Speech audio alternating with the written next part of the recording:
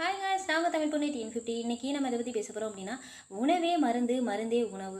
சங்க கால மக்கள்லாம் எப்படிலாம் வாழ்ந்தாங்க, உணவு பழக்க முறையெல்லாம் எப்படி தான் இருந்துச்சு, இப்போ அப்படி இருக்கா அப்படின்னு பார்த்தா கண்டிப்பாக கிடையாது. நம்மளாம் ஆரோக்கியமான உணவு எது அப்படின்னு கேட்டால் நம்ம அம்மாவோட சமையல் தான் அப்படின்னு சொல்லுவோம். அந்த அம்மாவோட சமையலும் ஆரோக்கியமான உணவா அப்படின்னு பார்த்தா கொஞ்சம் சந்தேகமாக தான் இருக்குது. அந்த அளவுக்கு நம்ம உணவு பழக்க வழக்கங்கள் எல்லாமே மாறி போச்சு. சரியா? அதே மாதிரி அப்போ எப்படி இருந்திருப்பாங்க, ஒரு உணவு எப்படியெல்லாம் வழிநடத்தி இருந்திருப்பாங்க அப்படின்னா 5 வகை நிலங்களாக பிரித்து குறிஞ்சி, முல்லை, மருதம், நெய்தல், பாலை அப்படின்னு ஒவ்வொரு நிலத்துக்கு ஏற்ற மாதிரி உணவு முறை பழக்க வழக்கங்களும் மாற்றி அவங்க அந்தளவுக்கு உடல் திரகாத்தமாக வாழ்ந்தாங்க. இப்போ மனிதனோட சராசரி ஆயுள் காலம் அப்படின்னு 60 அப்படின்னு சொன்னாலும், ஆனால் அப்போ 100 தாண்டி ரொம்ப வருஷம் நல்லா ஹெல்த்தியாக வாழ்ந்துருக்காங்க.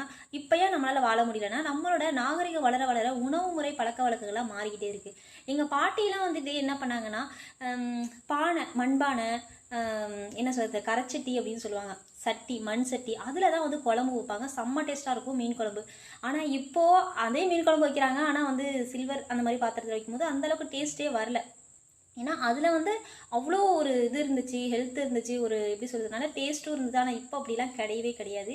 அந்தளவுக்கு மாறி போச்சு காலம். அதை நம்ம குறை சொல்ல முடியாது. ஆனால் இருந்தாலும் நம்ம மாற்றிக்கலாம், நம்மளால் முடிஞ்சால் கண்டிப்பாக மாற்ற முடியும் அப்படிங்கிற ஒரு நம்பிக்கையில் தான் இந்த விஷயத்தை நான் சொல்கிறேன்.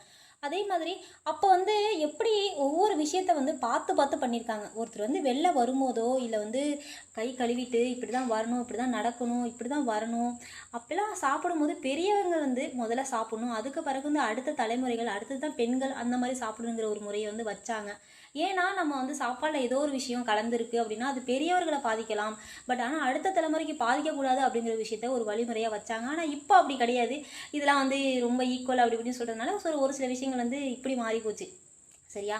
அதை விட ஒரு விஷயத்த ஒரு இலை, பனை இலை, வாழை இலை அப்படிலாம் வச்சு நம்ம சாப்பாடு சாப்பிடுவாங்க.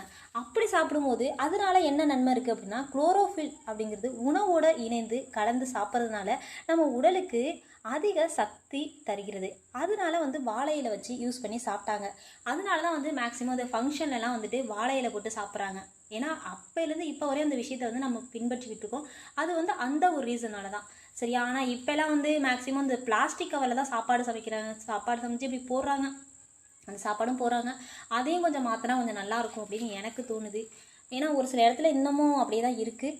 அதை விட ஒரு விஷயம் எப்படின்னா, உட்காந்து சாப்பிடும்போது நிமிர்ந்து உட்காந்து தரையில் உட்காந்து தான் சாப்பிடணும் அப்படிங்கிற ஒரு விஷயம் இருக்குது. அதே ஒரு வாழை இலையில் சாப்பிடும்போது அந்த 2 சைடு 2 பக்கம் நோட் பண்ணியிருக்கீங்களா? ஒரு பக்கத்தில் சாப்பாடு வைப்பாங்க, ஒரு பக்கத்தில் சாப்பாடு அந்த என்ன சொல்கிறது, காய்கறி அதெல்லாம் வைப்பாங்க. இன்னொரு பக்கத்தில் என்ன வைப்பாங்கன்னா, உப்பு, ஊறுகாய், இனிப்பு அதிகமாக சாப்பிடக்கூடாது, அதனால அதை சைடில் வைப்பாங்க. அந்த பக்கத்தில் சின்ன குறுகலாக உள்ள பக்கத்தில் வைப்பாங்க. அதெல்லாம் நமக்கு உடம்புக்கு கெடுதல, அதிகமாக சாப்பிடக்கூடாது அப்படிங்கிறதுக்காக தான் அந்த மாதிரி ஒரு உணவு முறையை வச்சாங்க. எப்படின்னா பரிமாறுறதுல கூட ஒரு வழிமுறையை வச்சாங்க. இங்கே சாப்பாடு, காய்கறி இதெல்லாம் சாப்பிட்லாம், நல்ல உடம்புக்கு ஹெல்த்து அப்படிங்கிற விஷயத்த பார்த்து பார்த்து ஒன்னொன்னையும் பார்த்து பார்த்து பண்ணியிருக்காங்க. இதெல்லாம் பார்க்கும்போது நமக்கு ரொம்ப வியப்பாக இருக்கும். என்னடா அது சின்ன விஷயமா இருக்கா, அதுலேயே ஒரு சயின்ஸ் இருக்குது, இவ்வளோ ஹெல்த்தாக பண்ணியிருக்காங்க அப்படிங்கிற விஷயம்.